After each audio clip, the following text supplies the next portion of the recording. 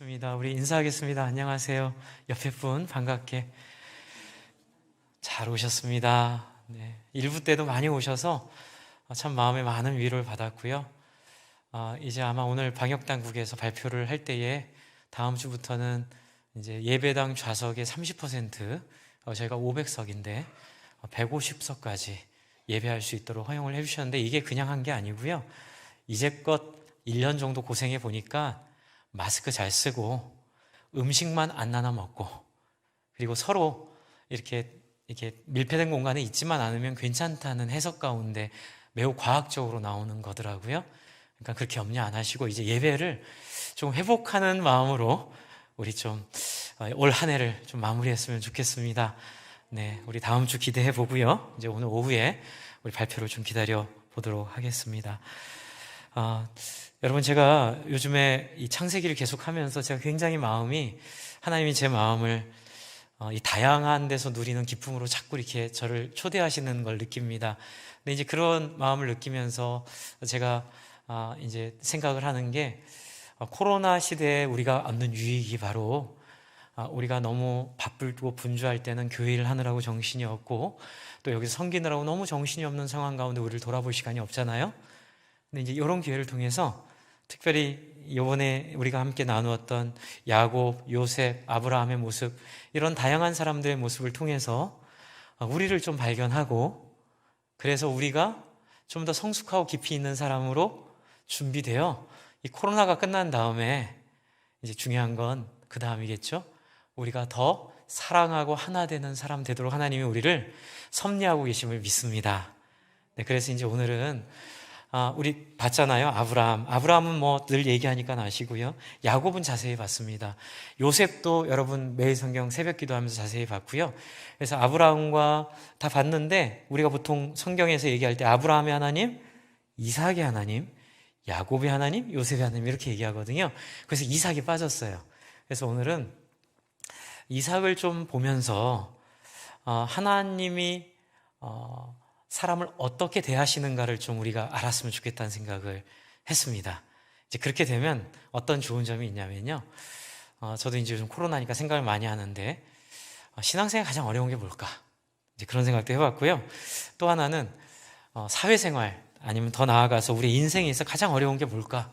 이렇게 생각해 보니까, 여러분 뭐예요? 어떤 거세요? 이제 저는 인간관계라는 생각이 들었어요. 물론 이제 건강함도 중요하고, 뭐 재산도 중요하고, 어떤 자기의 능력도 중요한데, 이 인간관계가 어렵기 때문에 건강이 상하기도 하고요.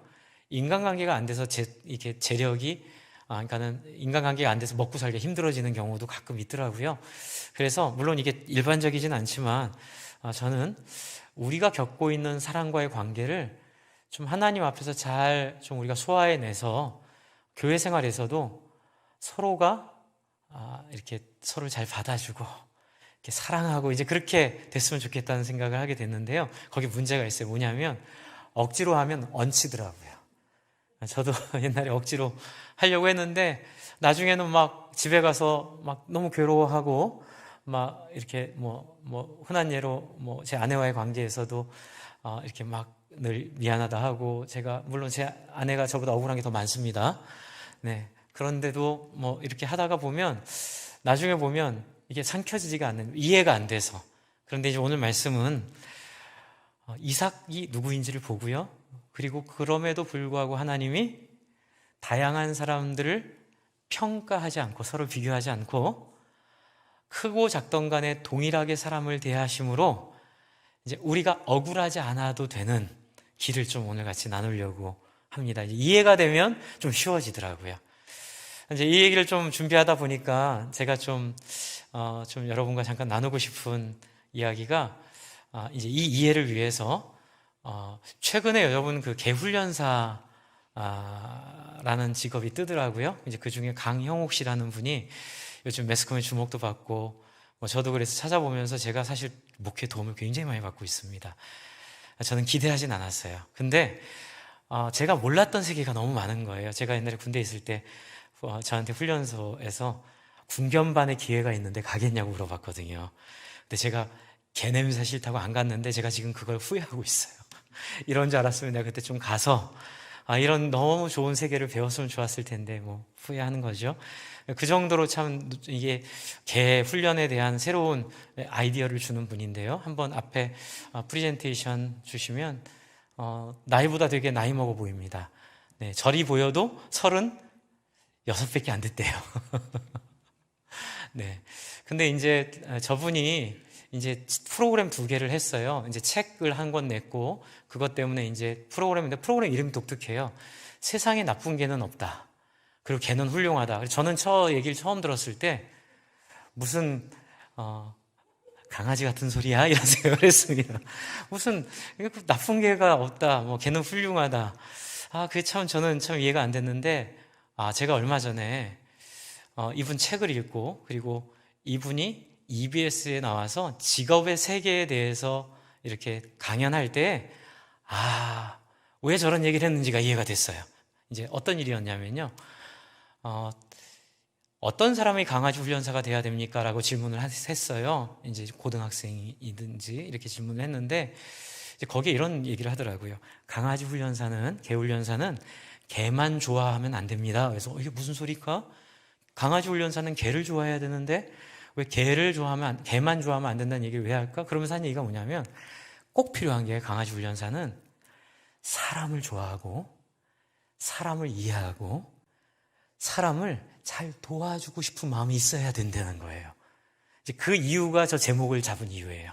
뭐냐면, 이분 철학은 개는 다 같다는 거예요. 불독이 됐던, 뭐, 스피치가 됐던, 푸들이 됐던, 성격이 다르지만, 개는 특별한 게 없이 다 같은데 문제는 어디서 결정되냐면 잘못된 사람을 만나면 개가 망가지는 거예요. 막 사람을 물어뜯고 막 개가 분노 조절을 못해가지고 뭐 사람들이 힘들게 하는데, 그래서 결국 개를 훈련을 하다 보면 결국엔 개를 그 지경으로 만들어 놓은 그 개 주인에 대해서 이렇게 잘못됐으니 이렇게 하셔야 된다고 말해야 되는데, 문제가 개를 너무 좋아하다 보면 개가 그렇게 된 걸 보고 개 주인에 대한 분노가 생긴다는 거예요.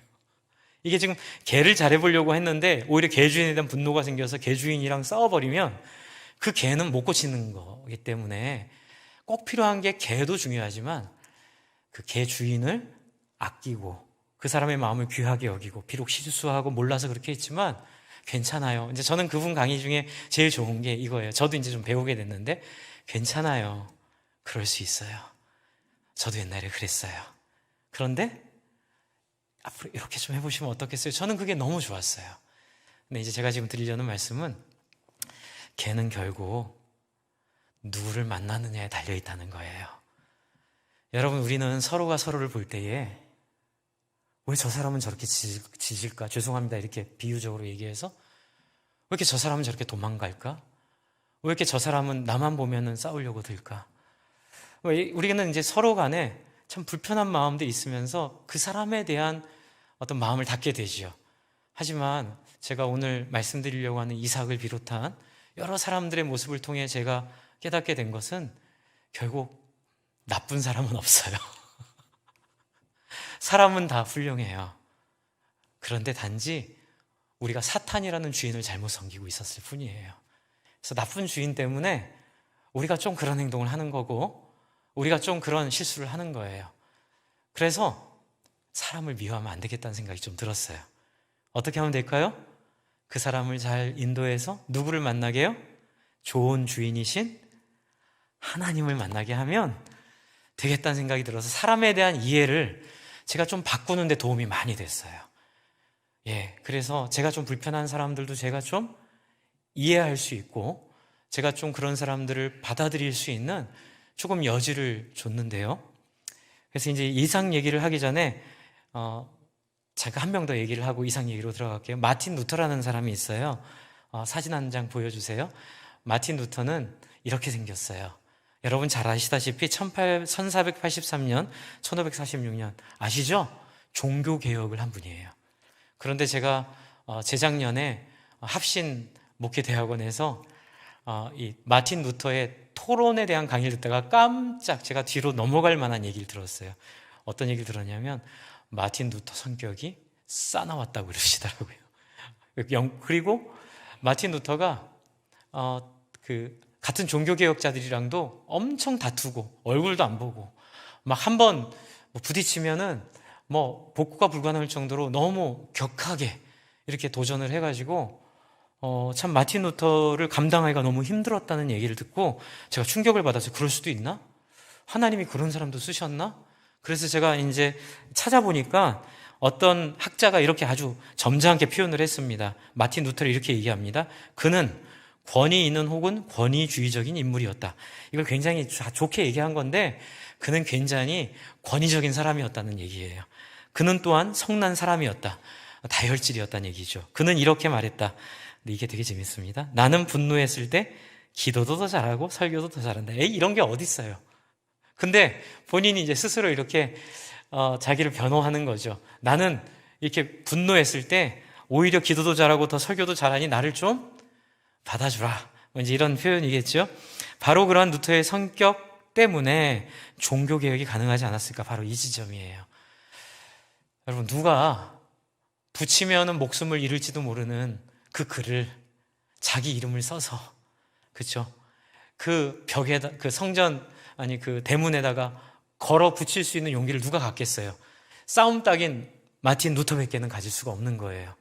하나님은 이 사람의 그 성격과 우리가 보기에 좀 힘들고 어려워 보이는 성격조차도 그렇게 하나님의 일을 하는데 아름답게 쓰셨고, 물론 완전하지는 않지만 이 사람이 할 역할을 충분히 할 수 있도록 하나님이 그 길을 열어주셨어요. 이 지점이 오늘 이삭을 보는 우리의 시선이에요.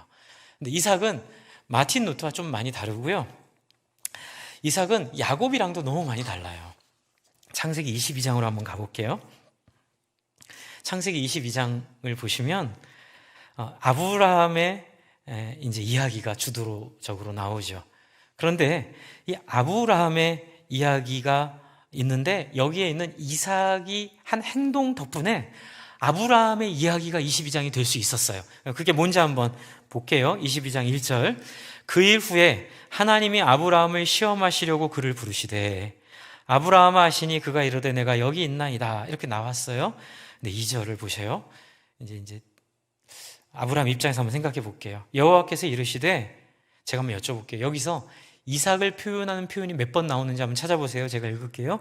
내 아들, 내 사랑하는 독자 이삭을 데리고 모리아 땅으로 가서, 이렇게 돼 있는데 여호와께서 이르시되 몇 번 이삭을 지금 묘사하고 있어요? 3번이나 4번으로 보이죠. 근데 저는 4번이라고 생각이 들어요. 자, 한번 볼게요. 첫 번째, 내 아들. 그렇죠? 두 번째, 내 사랑하는. 그렇죠? 자, 세 번째, 근데 그 아이는 너의 유일한 아들이잖아. 그리고 네 번째는, 그리고 그는 이삭이야. 여러분, 이삭이란 이름은 하나님과 아브라함만이 누릴 수 있는 굉장히 깊이 있는 사연이 있는 이름이에요. 그래서 우리는 이 느낌을 잘 못 느낄지라도 이삭 그러면은 아브라함한테는 정말 잊을 수 없는 기억들이 몇 개 있거든요. 여러분, 혹시 가장 행복했을 시점에, 요즘에 이제 제가 이 구글 포토를 쓰고 있는데, 이렇게 얘기해도 될지 모르겠네요. 제품. 구글 포토를 제가 쓰고 있는데, 너무 친절하게 5년 전 저희 가족 사진을 모아가지고 저한테 알려줘요. 근데 제가 이걸 보면서 굉장히 옛날 생각이 많이 나요. 그리고 그때 아이들한테 못해줬던 기억, 또 제가 하나님께 불순종했던 기억, 굉장히 가슴이 쓰리거든요. 그러니까 이삭이란 이름은 아브라함에게 있어 구글 포토가 날마다 상기시켜주는 이삭과 관련된 옛날 기억을 소환해주는 역할을 하죠. 그래서 하나님이 되게 짓궂으세요. 하나님이 아브라함의 마음을 후벼파시죠. 아브라함아, 네 아들 있지? 네, 하나님 그 아이 진짜 정말 좋아해요. 그래, 네가 사랑하는 아이잖아. 네, 하나님 제가 너무 사랑해요. 근데 걔는 독자지. 맞아요, 하나님. 제가 100살에 얻은 아이잖아요. 근데 그 아이 하나밖에 없어요. 그 아이 이삭이지. 아이고, 그 얘기까지. 그래요, 하나님. 참 그랬네요. 하나님께서 저 없을 때 와서 우리가 하나님이 알려주셨을 때 우리가 그렇게 했는데 하나님 그것을 따라 우리에게 이름을 주셨죠. 맞아요. 우리가 믿지 못했지만 하나님 결국은 아들을 주셨어요. 이삭이에요. 근데 그 다음 얘기가 뭐예요? 내가 내게 일러준 한 산으로 가서. 이제 여기 표현, 재미있는 표현이에요. 내가 내게 일러준 한 산. 여러분, 하나님은요, 그냥 믿어, 무턱대고 믿어, 나 따라와 이런 분이 아니세요. 굉장히 세밀한 분이세요. 그리고 기호 하나, 말 하나, 표현 하나하나가 우리의 마음을 굉장히 만져주시고 아름답게 우리를 이렇게 마음을 열게 해주시는 분이시는데, 보시면 내가 내게 일러준 산은 뭐예요? 내가 너에게 준 이름 이삭, 내가 너에게 준 아들, 그 아들, 그것과 대치되는 거예요. 그러니까 내가 너에게 아들을 준 것처럼 내가 너에게 또 갈산을 주겠다, 이렇게 얘기를 하고 있죠. 근데 거기서 뭐라 그러죠? 그를 번제로 드리라, 두둥둥. 그렇죠? 이게 무슨 말이에요? 이게 도대체 어떻게 된 일이에요? 근데 여러분이 잘 아시다시피 3절을 보시면 아브라함이 아침에 일찍이 일어나, 여러분 이 일찍이 일어나란다는 표현은 이렇게 생각하시면 돼요. 우리로 치면 아브라함이 그 말을 믿고 결심하고 한치도 의심하지 않고 그렇게 하기로 의지를 보여줬더라. 이제 이게 아침에 일찍 일어났다는 그 문구 안에 포함되어 있어요. 지금 히브리식 그 표현이거든요. 아침에 일찍 일어났다는 건 그냥 한치 망설임 없이 그냥 하겠다라고 결정하고 가는 거예요. 너무 위대하죠. 그렇게 위대한 아브라함의 이 모습은 결국 여러분 잘 아시다시피 12절에 이 결과를 가지고 와요. 그렇죠? 이렇게 돼 있죠. 12절을 보세요. 12절에 사자가 이르시되, 결국 아브라함이 자기 자식을 죽이려고 칼을 드니까 아브라함아, 아브라함아, 아브라함아 이렇게 부르시고 아브라함에게 뭐라 그러시죠? 그 아이에게 내 손을 대지 말라. 12절, 그에게 아무 일도 하지 말라. 내가 내 아들 내 독자까지도 내게 아끼지 아니하였으니 내가 이제야 내 하나님을 경외하는 줄 아노라. 이렇게 얘기를 하시는 아주 놀라운 일의 시작이었던 거예요. 그래서 여러분 이 사건은 제가 뭐 이렇게까지 말씀드릴 정도로 중요해요. 여러분 이 12절을 이해하면요, 여러분의 신앙생활이 굉장히 총천연색으로 바뀔 수 있어요. 굉장히 풍성함의 단위가 달라져요. 그런데 이 12절을 이해하지 못하면 신앙이 매우 딱딱해지고 신앙이 매우 교리적이 되고, 물론 나쁜 의미는 아니죠. 하지만 교리가 원래 갖고 있는 의도인 우리를 풍성하게 하는 것을 누리지 못하게 될 가능성이 있어요.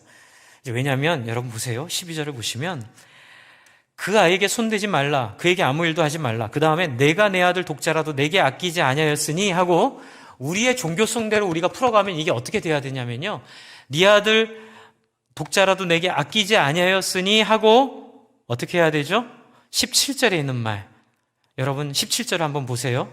이것도 물론 포함은 되는 이야기인데 우리는 이것만 보죠. 내가 내게 큰 복을 주고 내 씨가 크게 번성하여 하늘의 별과 같고 바다의 모래와 같게 하리니 내 씨가 대적의 성문을 차지하리라. 여러분 12절을 빼버리는 거예요. 어떻게 되죠? 내가 하나님께 순종했더니 하나님이 나에게 큰 복을 주셔서 큰 일을 하게 하시는구나라고 그냥 끝나는 거죠. 근데 그것만이 아니에요. 12절은 뭘 의미하냐면 내가 네 마음 알았다, 이렇게 되는 거예요. 그러니까 내가 네 마음 알았다가 생략되고 그냥 하나님이 우리에게 주시는 것만 관심을 가지면 우리는 이 신앙의 총천연색의 아름답고 화려한 영광스러운 세상을 잊어버리게 돼요. 그래서 여러분 꼭 17절 가기 전에 12절에 있는 내가 네 마음을 이제 알았다라는 말을 여러분 꼭 경험하시기를 바랍니다. 참고로 이 내용을 더 이해하고 싶으시면 지난주 금요일 날 금요 기도회 때 야고보서 설교하면서 얘기를 좀 더 자세히 설명을 해놨거든요. 꼭 들어주세요. 한번 들어보시면 충분히 이 부분이 이해가 되실 거예요. 어쨌든 여러분 이런 아브라함의 위대한 모습이 어떻게 해석되고 평가되냐면요, 지금 아브라함의 위대함을 먼저 얘기하고 그 다음에 이삭의 역할을 얘기하려고 드리는 얘기인데, 이 이야기가 히브리서 11장 17절 17절 앞에 프레젠테이션 한번 보여주세요. 히브리서 11장 17절, 18절, 19절에 이런 평가를 받고 있어요. 이거는 성경의 해석이기 때문에 100%죠. 제가 읽어드릴게요. 아브라함은 시험을 받을 때 믿음으로 이삭을 드렸으니 그는 약속을 받은 자로 돼 그 외아들을 드렸느니라. 그에게 이미 말씀하시기를 내 자손이라 칭하는 자는 이삭으로 말미암음이라 하셨으니 19절, 그가 하나님이 능히 이삭을, 빨간 글씨 같이 한번 읽어주실래요? 시작. 죽은 자 가운데서 다시 살리실 줄로 생각한지라. 비유컨대 그를 죽은 자 가운데서 도로받은 것이니라. 이렇게 성경은 아브라함의 믿음을 해석하고 있어요. 그래서 우리는 아브라함의 행동과 더불어 아브라함의 마음도 알고 있고요. 그리고 하나님의 계획도 알고 있어요. 그런데 이게 다가 아니에요. 여러분, 지금 아브라함도 순종하고 하나님이 아들을 죽이지만 다시 부활시킬 걸 믿고 담다에 가서 아들을 죽이려고 했다가 하나님이 또 거기에 감동받으셔서 이제야 비로소 네가 나를 사랑하는 줄 알았다 얘기한 게 다가 아니에요. 여기에 꼭 빠지면 안 되는 하나가 있어요. 그게 뭐예요? 이삭이에요. 이삭. 여기에 이삭의 캐릭터가 나옵니다. 이삭의 성격이 여기 나와요. 보세요. 이삭이 어떤 역할을 했는지, 왜 이삭이 없으면 안 되는, 이삭의 모습이 없으면 안 되는지를 한번 제가 말씀드려 볼게요. 4절, 이제 5절을 보세요. 종들을 데리고 갔어요. 종 2명을 데리고 갔고요. 22장 5절이에요. 종 2를 데리고 갔고, 거기서 종들을 놔두고 그 이삭과 자기만 가서 예배하고 돌아오겠다라고 하고 6절을 한번 보세요. 6절. 아브라함이 이에 번제나무를 가져다가 보세요. 그의 아들 누구에게 지워요? 이삭에게 지워요. 여러분, 땔감 여러분 지워 보셨어요? 여러분, 나무 한번 등짐 지워 보셨어요? 저도 옛날에 수련회 가서 바베큐 한다 그래가지고 어디서 나무 이렇게 그 한 포대 갖고 오라 그랬는데 무거워서 아주 혼났거든요. 나무 무겁더라고요. 여러분, 지금 번제는요, 꽤 많은 나무가 필요합니다. 근데 이 나무를, 나귀에 싣고 온 나무를 지고 올라갈 정도면 나이가 그렇게 어리진 않았을 거예요.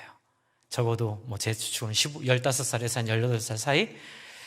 여러분, 이 얘기는 뭘까요? 이삭이 어리고 힘이 없어 따라간 게 아니라는 거예요. 굉장히 중요한 포인트예요. 여러분, 이삭이 그냥 아빠가 가자니까 따라간 거 아니에요.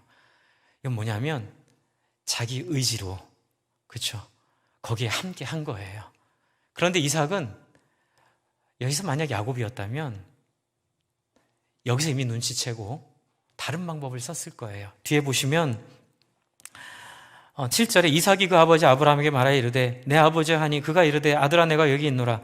이삭이 이르되 불과 나무는 여기 있거니와 번제할 어린 양은 어디 있나이까. 여러분, 이삭은 언제 물어보죠? 나무 다 가지고 더 이상 돌이킬 수 없을 때 물어보는데 야곱은 어땠을까요? 저는 어땠을까요? 저는요, 눈치가 빠릅니다. 제가요. 제가 세수 내수 먼저 이렇게 준비하는 그 기질이 있거든요. 그러니까 예수 안 믿었으면 엄청난 잔머리로 살았겠죠. 이삭은 그냥 우둔한 사람이었고요. 그냥 소극적인 사람이었고요. 우둔하다는 게 나쁜 의미 아닙니다. 충성스러운 사람이라는 의미도 있고요. 근데 이 나쁘고 좋고의 문제가 아니에요. 그냥 스타일이 이래요. 저와 제 아내가 있으면 이걸 소화하고 있어요. 저랑 제 아내가 너무 스타일이 달라요. 너무 달라가지고요. 계속 그 문제 때문에 저는 너무 빠르고 제 아내는 너무 제가 보기엔 너무 느리고, 그러니까 저는 막 답답해 이러고 있고 제 아내는 왜 저러고 있어 이러고 있는 거예요. 그러니까 지금 야곱과 이삭의 캐릭터가 다른데, 이제 이삭은 이렇게 순종적이고 그리고 아버지를 존중하고 충분히 엎어매고, 그러니까 아버지를 엎어치고 도망갈 수 있는 기회가 충분히 있었고요. 제가 야곱 같았으면, 제가 아까 전에 왜 종 얘기했냐면, 야곱 같았으면 종들한테 돈을 주고요. 야, 양 10마리만 구해다가 네가 아버지가 나랑만 가자고 하니까 모리아산에 빨리 나귀 타고 가가지고 양 10마리만 사다가 풀어놔. 야곱은 이랬을 거예요. 그런데 이삭은 그런 생각 안 하고 그냥 우둔하게, 우직하다고 해야 되겠죠? 그냥 여기에 따라가고 기껏 한다는 게 한마디 물어보는 거예요. 어디 있습니까? 라고 했더니 아버지가 뭐라 그러죠? 아버지가 하나님이 친히 준비하실 것이다. 대답이 좀 애매하지 않으세요? 이럴 때는 뭐가 있는 거예요.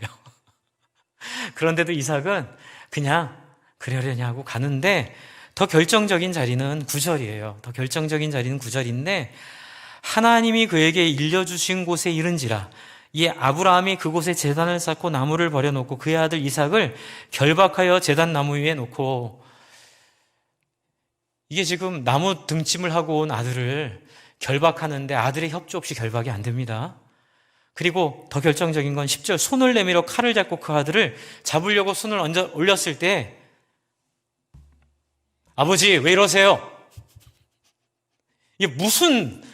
이게 자식인데. 팔을 잡고 충분히 아버지한테 대들 수 있었어요. 그런데 이삭은 가만히 있죠. 물론 신앙이 좋은 것도 있긴 한데요. 또 그 신앙이 그 기질을 통해 잘 사용된 케이스예요. 그래서 여러분, 제가 아까 말씀드렸던 여기에는 이삭이 결정적인 역할을 합니다. 이삭의 캐릭터가. 이제 제가 왜 자꾸 캐릭터 얘기를 하냐면요. 여기 있는 이 모습만 보면 신앙만으로 생각할 수는 있는데 뒤에를 보면 캐릭터가 나와요. 24장을 한번 보실까요? 24장에 보시면 아브라함이 이제 사라가 죽고 자기 외아들 이삭의 아내를 이렇게 구하는 장면이 나오는데, 여러분 24장 전체를 읽어보시면 느낄 수 있는 게 딱 하나 있어요. 참 자기 아내를 구하는데도 참 수동적인 사람이다. 왜요? 그냥 아버지가 정해준 여인을 그냥 군말 안 하고 받아들여요. 야곱에게는 있을 수 없는 일이에요. 야곱은 그 라헬 때문에 그 난리를 치잖아요. 자기가 좋아하는 거 포기 못해서 정말 자기 뜻대로 가야만 되는데, 지금 이삭은 어떤 캐릭터예요? 가만히 있어요. 가만히 있고 뒤에 보시면 어떻게 하는 게 다냐면 24장 63절을 한번 보세요. 24장 63절. 창세기 24장 63절.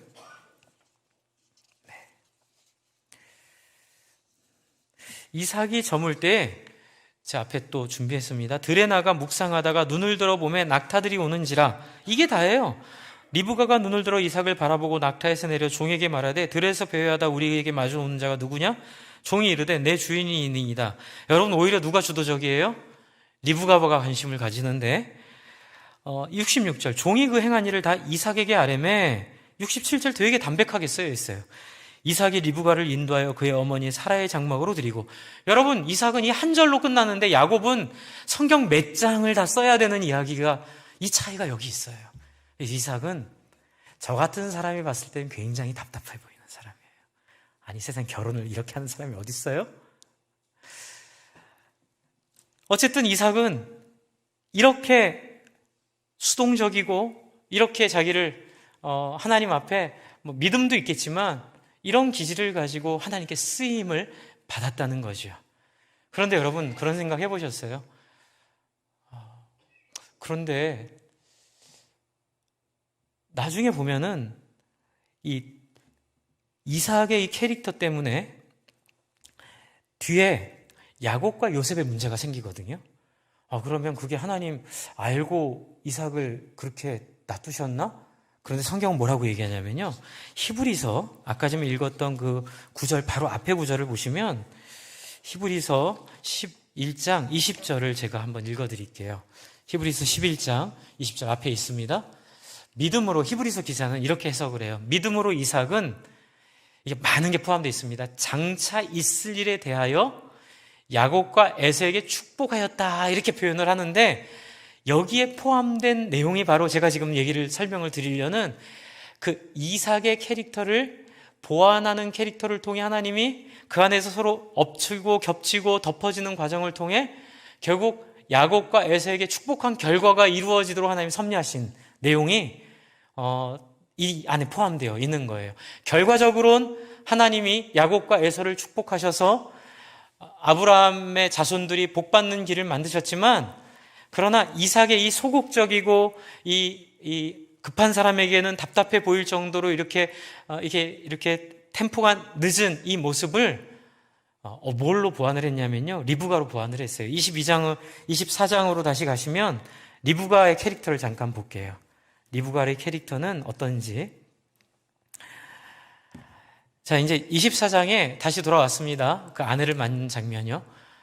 아브라함이 자기 아들의 아내를 맞으러 갈 때 그 종에게 조건이 하나 있죠. 종에게 뭐라고 하죠?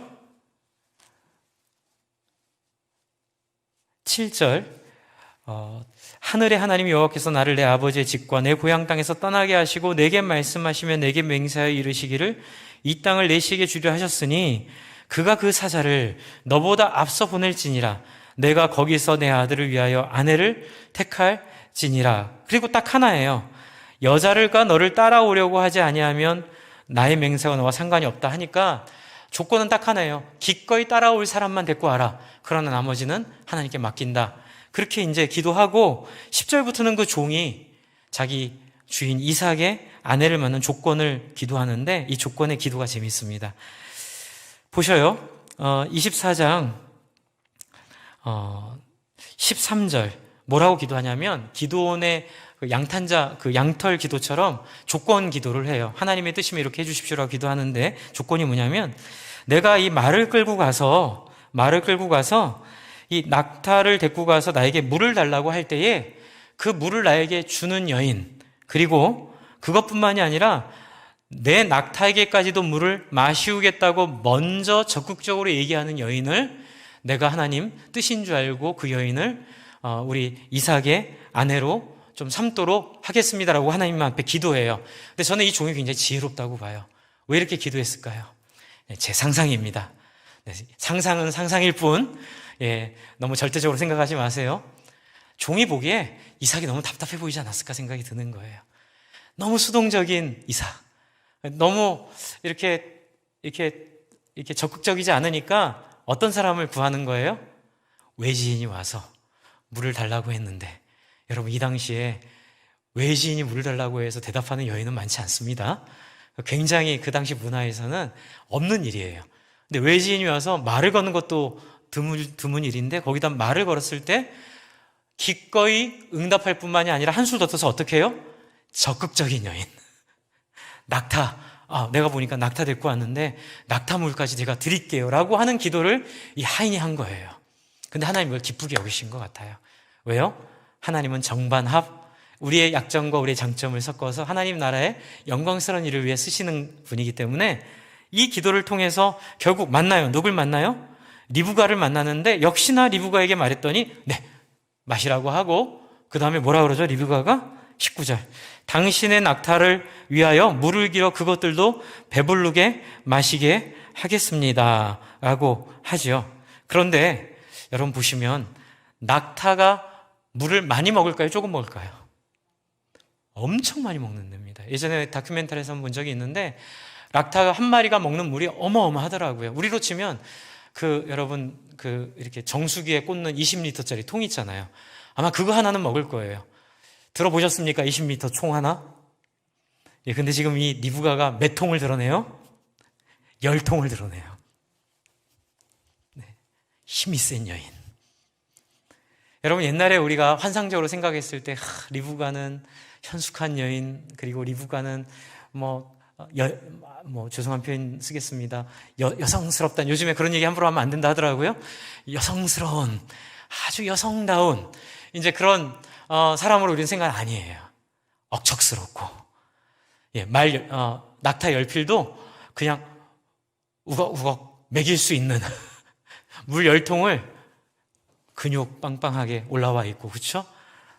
그런 여인이었어요. 이런 여인을 하나님이 이삭의 아내로 삼으신 이유는 뭘까요? 이삭의 소극성 때문에 적극적인 여인이 필요하지 않았을까? 물론 여기는 아름답다고 표현합니다, 성경에. 그런데 여러분, 이 당시 아름다운 건, 저도 옛날에 그런 얘기 들었어요. 고대 시대에서는 아름다움의 기준은 출산을 잘할 수 있고 그 다음에 집안일을 잘할 수 있는 게 아름다운 기준이라고 들은 적이 있거든요. 지금이랑 달라서. 그래서 여러분 이런 리브가를 지금 데리고 오는데 이삭은 이 리브가를 맞이해요. 그런데 이게 하나님의 섭리예요. 신의 한 수죠. 왜요? 이 일을 통해서 야곱과 에서가 나뉘죠. 여러분 나중에 야곱이 어떻게 형을 속이죠?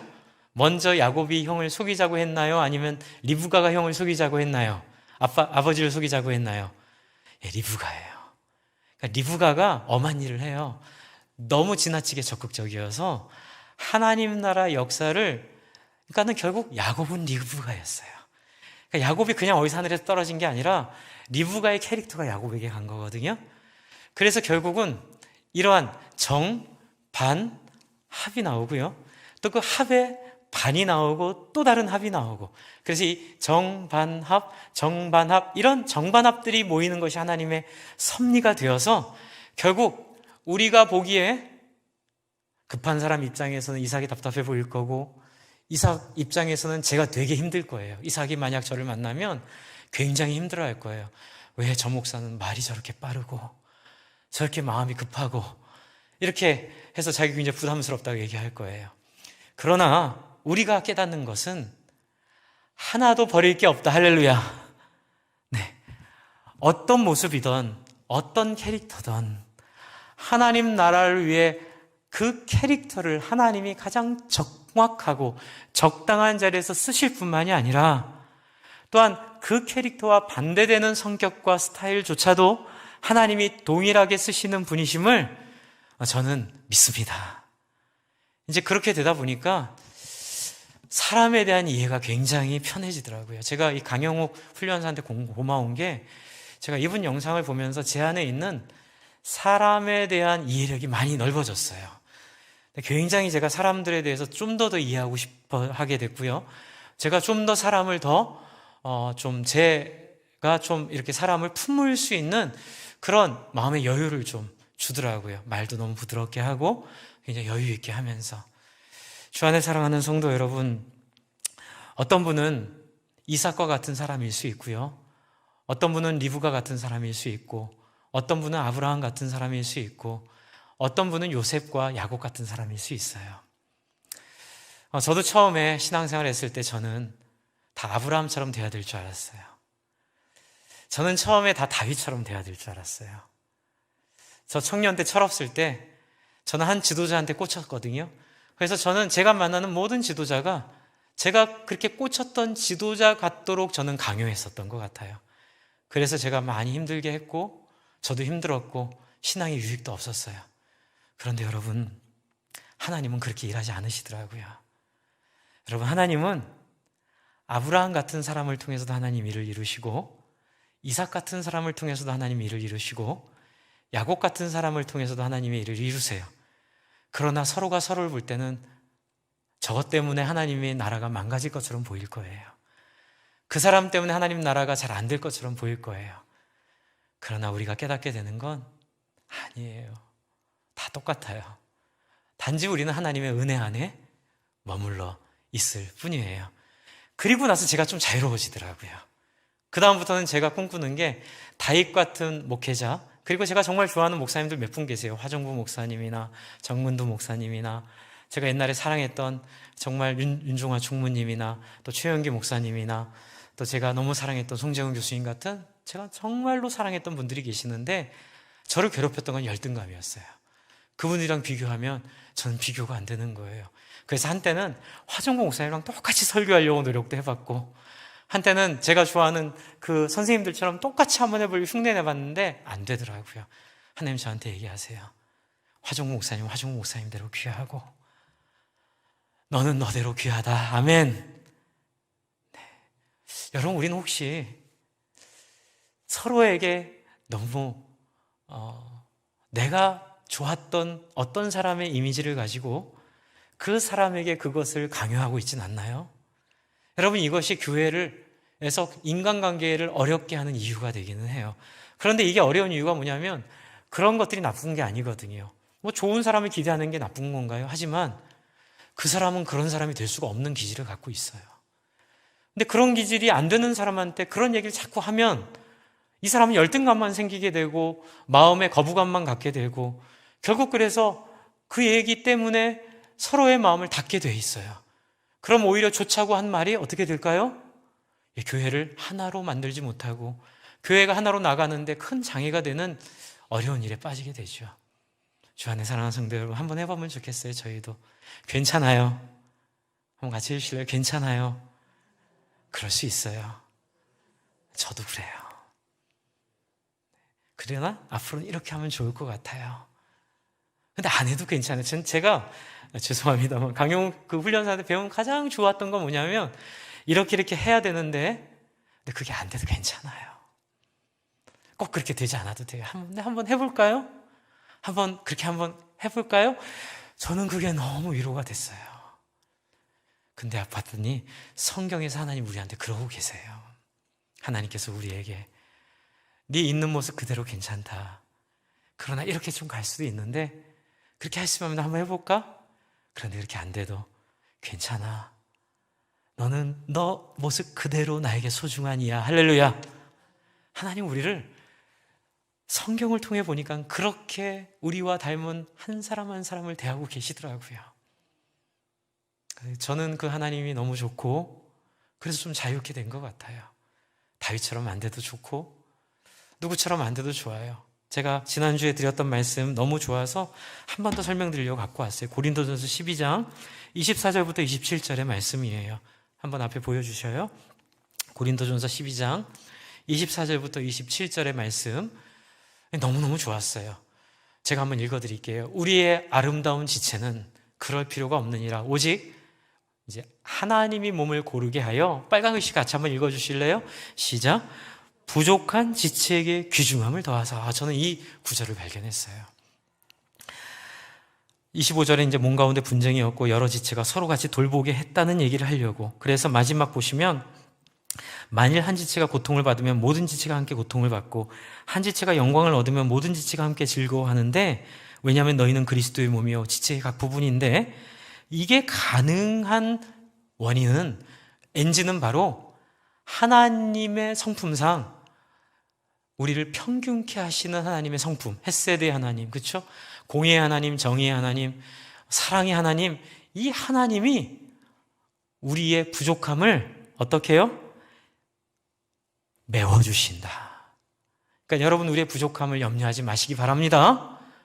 우리의 연약함을 걱정하지 마세요. 하나님이 이 교회를 세우기 위해 필요한 내용들을 가지고 저와 여러분의 부족함을 귀중함을 더하셔서 부족함이 더 영광이 되도록 하실 거예요. 이제 그렇기 때문에 우리가 서로를 볼 때 정말로 이해하고 정말로 사랑하고 정말로 용납하는 마음으로 그렇게 서로를 좀 보기를 바라고 이제 마지막으로 여기에 꼭 필요한 핵심 메시지. 그럼 목사님 우리는 어떻게 해야 합니까? 우리는 그러면 뭐 다 이렇게 하나님 앞에서 부족하고 연약하고 다 안다고 하는데 우리가 할 게 없나요? 아니요, 있어요. 딱 하나예요. 그건 바로 아브라함이 그랬던, 이삭이 그랬던, 야곱이 그랬던, 요셉이 그랬던, 지난주에 말씀드렸던 디도서 2장의 말씀 한번 보여주세요. 디도서 2장의 말씀. 네, 같이 2장 14절. 이 목적을 향해 그냥 우리 정직하고 순전하게 최선을 다하면 돼요. 제가 한번 읽어드릴게요. 그가 우리를 대신하여 자신을 주심은 모든 불법에서 우리를 속량하시고 우리를 깨끗하게 하사, 같이 읽을까요? 빨간 글씨 시작. 선한 일을 열심히 하는 자기 백성이 되게 하려 하심이라. 능력이 있던 없던, 잘생겼던 못생겼던, 뭐가 있던 없던 상관없이, 말을 잘하던 못하던 상관없이 뭐 하면 돼요? 선한 일에 진심을 다하여 최선을 다하면, 그리고 하나님 백성임을 잊어버리지 않으면 여러분 우리는 많은 일을 하든 안 하든 상관없어요. 큰 것을 남기든 남기지 않든 상관없어요. 제가 옛날 기억인데요. 옛날엔 결혼 일찍 했잖아요. 뭐 27살 때, 저 때는 27살, 8살 때 했는데 제가 31살인가 2살에 제 아내 만나기 바로 전에 이제 어떤 기독교 그 쉐어링 모임에 나갔는데 이제 아이스 브레이킹을 한다고 이제 서로 얘기를 하다가 질문이 뭐였냐면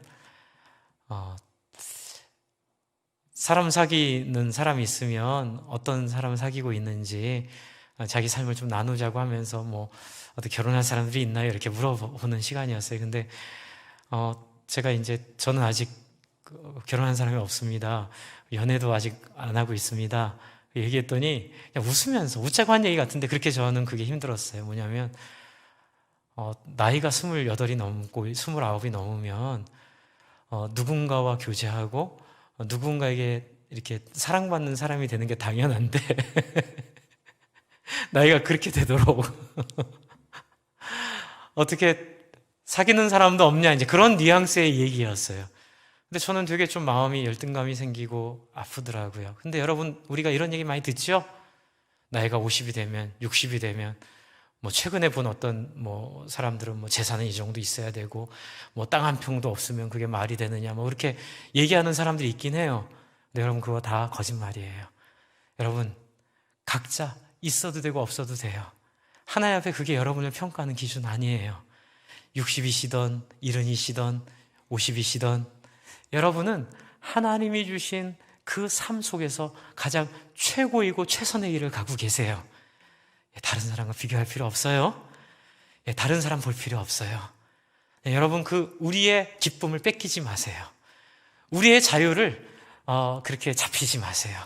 그냥 세상은 세상대로 얘기하라 하고 우리는 가지고 있던 가지고 없던 그 사람에게 가장 최선의 것으로 하나님이 그 사람을 다루고 계시고, 우리 교회를 통해서 아브라함과 이삭과 야곱과 요셉이 그랬던 것처럼, 또 마틴 루터가 그랬던 것처럼, 그리고 또 하나님 나라의 수많은 역사를 이루어온 많은 사람들이 그렇게 역할했던 것처럼 우리는 쓰임받을 줄을 믿습니다.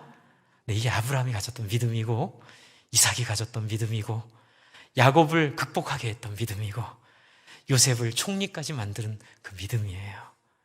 여러분, 코로나 시절에 우리 이 실력 잘 키우셔서 여러분 내년 정도, 이제 코로나가 내년 말 정도면 완전히 극복될 거라고 하는데 너무 절호의 찬스잖아요. 이 시기 동안 책도 많이 읽으시고 많이 묵상하시고 많이 성찰하시고 많이 자기를 돌아보시고, 그래서 하나님 앞에 우리 더 깊은 사람이 돼서 다시 만날 때는, 그렇죠, 좀 풍성하고 넉넉한 사람, 그렇죠, 그 사람한테 있으면 왠지 같이 있고 싶고, 왠지 그 사람의 말을 들으면 내가 정말 너무 행복해지는 그런 사람으로 저와 여러분 다 세워지길 바랍니다. 네, 우리 한번 잠깐 기도할까요? 하나님 앞에 그 선한 일에 열심히 내는 질그릇, 은그릇, 금그릇 상관없이 그냥 중심이 바르기만 하면 하나님이 사용하신다 하셨는데, 하나님, 제 인생 세상에서 볼 때에 초라해 보일지 모르지만 그럼에도 불구하고 하나님은 최고라고 말씀하시고, 하나님은 잘 살았다 얘기하시고, 하나님은 성공했다 얘기하시는 그 하나님 음성 듣게 하시니 감사합니다. 이렇게 우리 같이 하나님을 높여드립시다. 내 인생에 일하시고 나를 만들어 가시고 나를 사랑하시고 나를 받아주셔서 나를 사용하시는 그 하나님을 시간 찬양하며 함께 기도하겠습니다. 하나님 아버지,